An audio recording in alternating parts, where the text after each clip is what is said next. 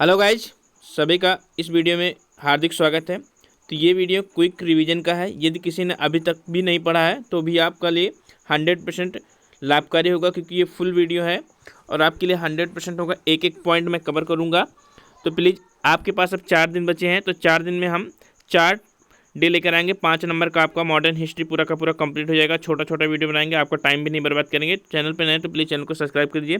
आप देख सकते हैं पूरा एकदम विस्तार से नोट्स है, थोड़ा सा है, ज़्यादा नहीं है, एकदम विस्तार से। तो अच्छे से करेंगे और आपका 100% तैयार हो जाएगा। ये मेरा खुद का नोट्स है, तो इसलिए मैं सोचा कि अब आराम से आपको करा देते हैं। बहुत से MCQ कर लिए हम लोगों ने, थोड़ा सा क्वेश्चन कर लेते हैं तो आराम से हो जाएगा। ये आपका देखिए आराम से छोटे से ही नोट्स में कंप्लीट हो जाएगा। तो चलिए स्टार्ट करते हैं।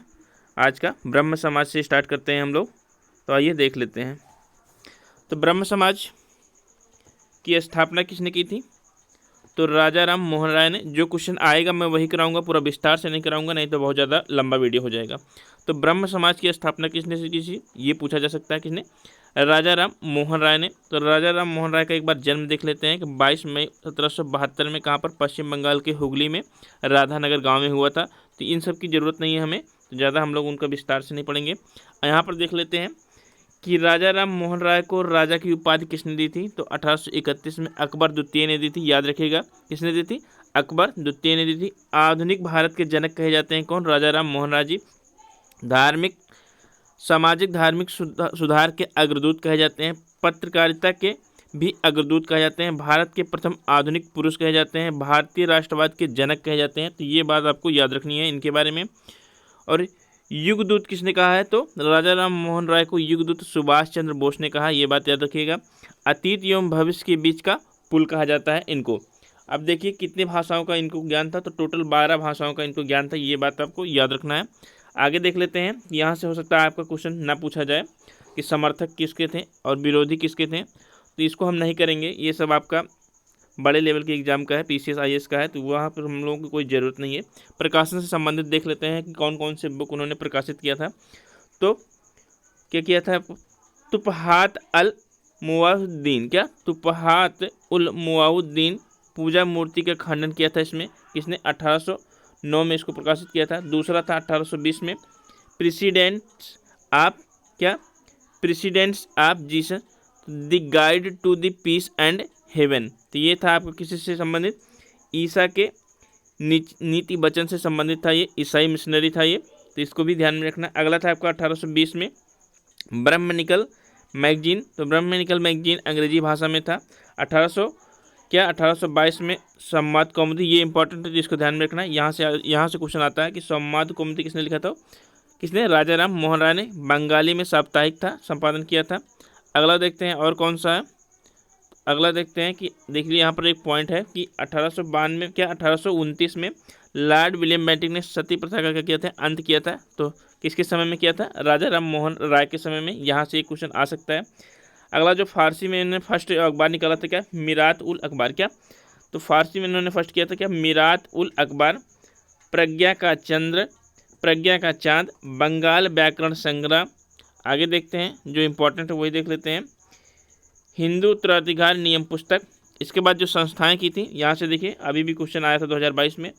आत्मीय सभा का संस्थापक कौन थे? तो आत्मीय सभा के संस्थापक कौन थे? तो राजा राम मोहन राय जी थे। कब किए थे?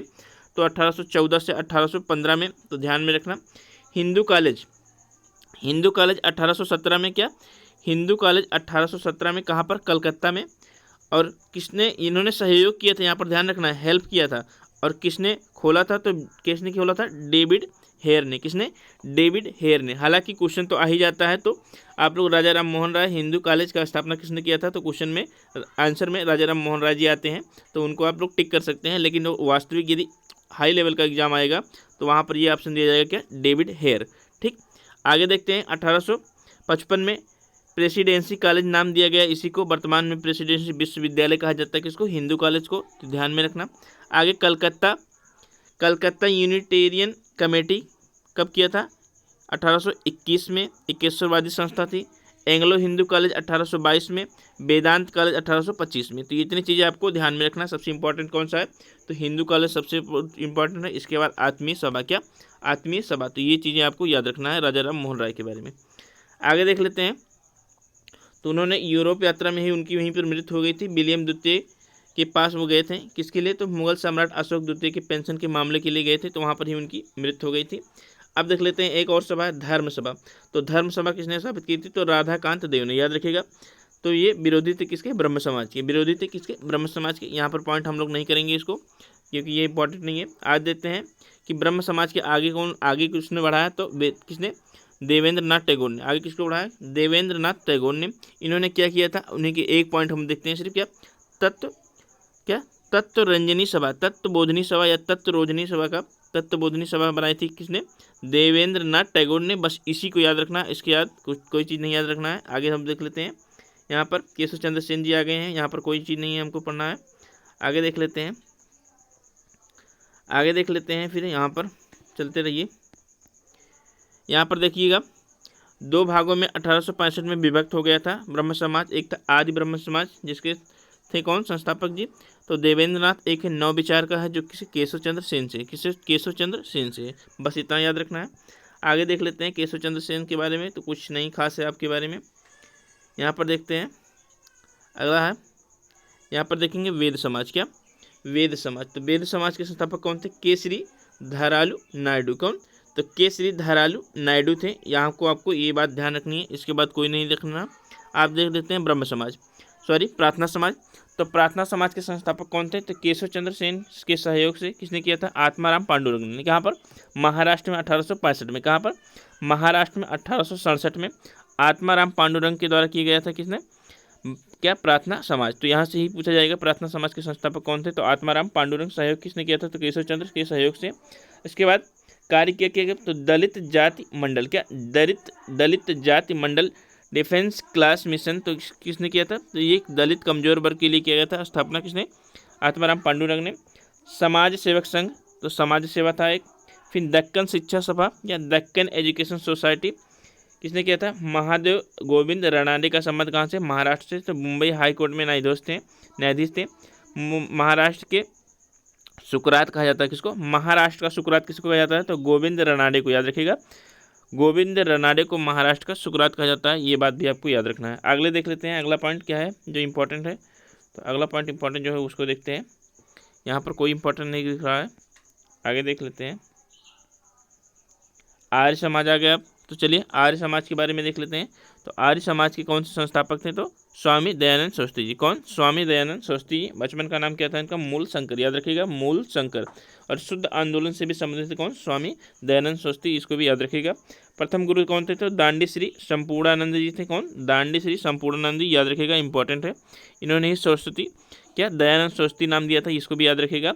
जो इंपॉर्टेंट है हम देख सकते हैं, बस खाली उतना ही देखेंगे। वास्तविक गुरु कौन थे, तो महर्षि बिरजानंद स्वामी। कौन, महर्षि बिरजानंद स्वामी नेत्रहीन थे। वेदों की शिक्षा इन्होंने दी थी किसको, स्वामी दयानंद सरस्वती को। और इन्होंने क्या था कि वेदों की ओर लौटो। तो वेदों की ओर लौटो का नारा किसने दिया था, स्वामी दयानंद सरस्वती जी। आप लोग स्क्रीनशॉट ले सकते हैं, पूरा अगर फुल वीडियो आपको नोट्स बनाना है। अगला आपका है कि आर्य समाज की स्थापना मुंबई में कब किया था उन्होंने, 1875 में। तो ध्यान रखना, आर्य समाज की स्थापना 1875 में मुंबई में किया था। बाद में 1877 में लाहौर को मुख्यालय बनाया था। अब विचारधारा इनकी क्या थी, तो उसको हमें नहीं पढ़ना है। विचारधारा समाज के बारे में क्या क्या किया, इसको भी हमें नहीं पढ़ना है। जो पढ़ना है वही हम लोग खाली देखेंगे, इसे इस टर्म नहीं देखेंगे।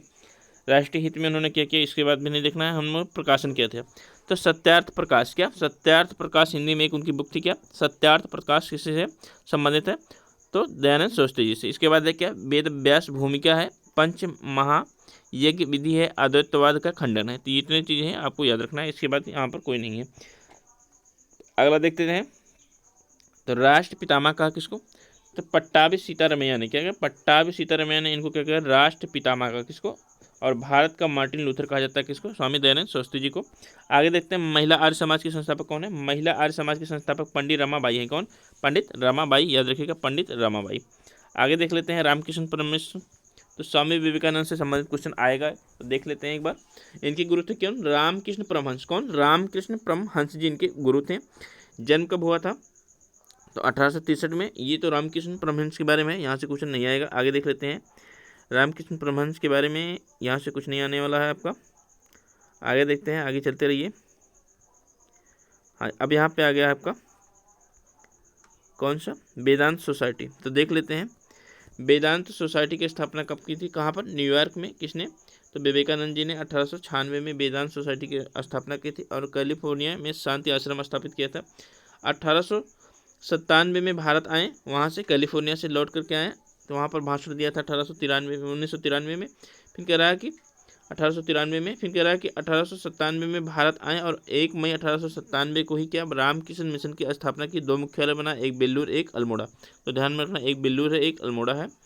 विचार उनके क्या थे उससे कोई मतलब नहीं हमको। बुक उनके बारे में देख लेते हैं। तो बुक कौन सा है, मैं समाजवादी हूँ। क्या, मैं समाजवादी हूँ, ज्ञान योग, कर्म योग, राजयोग। पत्रिका थी प्रबुद्ध भारत, जो कि अंग्रेजी में थी, और उद्बोधन जो कि बांग्ला में था। आगे देख लेते हैं थियोसॉफिकल सोसाइटी। तो थियोसॉफिकल सोसाइटी 1875 में न्यूयॉर्क में रूसी महिला कौन, मैडम ब्लैकवेस्टकी ने किया था। इसके बाद कर्नल M.L. अलकाट ने। बाद में मुख्यालय कहाँ पर बनाया गया, मुंबई में। इसके बाद ध्यान में रखना, फिर अंतर्राष्ट्रीय मुख्यालय मद्रास से निकट कहाँ पर, अडयार में। कहाँ पर, अडयार में बनाया गया। एनी बेसेंट इसी संस्था से जुड़ी थी, कौन, एनी बेसेंट। तो आयरिश महिला थी एनी बेसेंट, तो इनके बारे में देख लेते हैं। तो वाराणसी में क्या किया था इन्होंने, काशी नरेश महाराजा प्रभु नारायण से इन्होंने जमीन लिया था, कब, 1898 में। इसके बाद वहीं पर ही क्या स्थापित किया था इन्होंने, तो उसके बारे में देखते हैं क्या स्थापित किया था। हिंदू क्या, सेंट्रल हिंदू कॉलेज की स्थापना की थी। क्या, सेंट्रल हिंदू कॉलेज की स्थापना किसने की, एनी बेसेंट ने। क्या, सेंट्रल हिंदू कॉलेज की। फिर वही बाद में क्या, 1916 में मदन मोहन मालवीय जी ने क्या किया था, प्रसार करके उसको क्या किया था, BHU क्या, बनारस हिंदू विश्वविद्यालय किया था।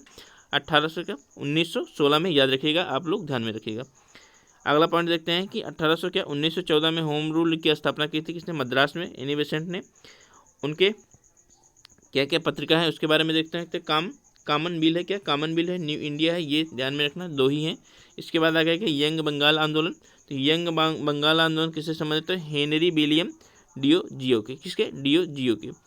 शिष्य किसके थे, तो लाल बिहारी के थे। प्रथम राष्ट्रीय कवि कहा जाता है इनको, क्या, प्रथम राष्ट्रीय कवि कहा जाता है, ध्यान में रखना।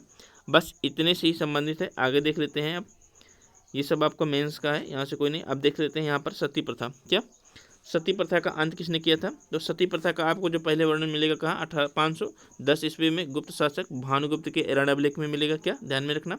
इसके बाद है आपको जो यहाँ पर देखते चलिए कि यहाँ पे अंत किसने किया, तो राजा राम मोहन राय के द्वारा किया गया था। राजा राम मोहन राय के समय ब्रह्म समाज की स्थापना की थी, जहाँ वहीं पर किया गया था, किसने, लॉर्ड विलियम बेंटिंक ने 1829 में। इसके बाद बाल विवाह है, तो कहते हैं नेटिव मेरिट एक्ट। तो नेटिव मेरिट एक्ट की स्थापना कभी थी, 1872 में। किसने किए थे, तो केशव चंद्र सेन प्लस ईश्वर चंद्र विद्यासागर ने।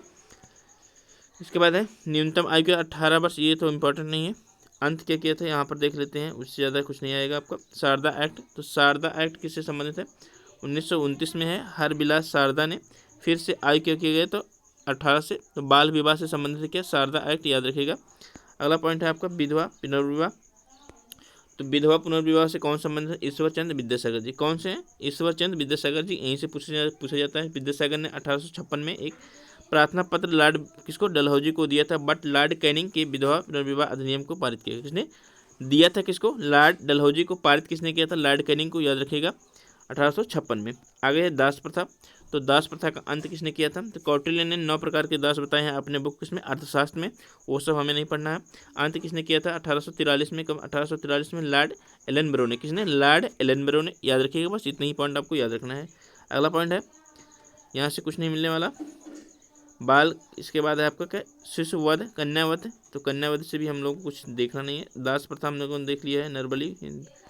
चलिए यहीं तक तो था आज का वीडियो, यहीं तक था। चलिए नेक्स्ट वीडियो देखते हैं। थैंक यू, धन्यवाद।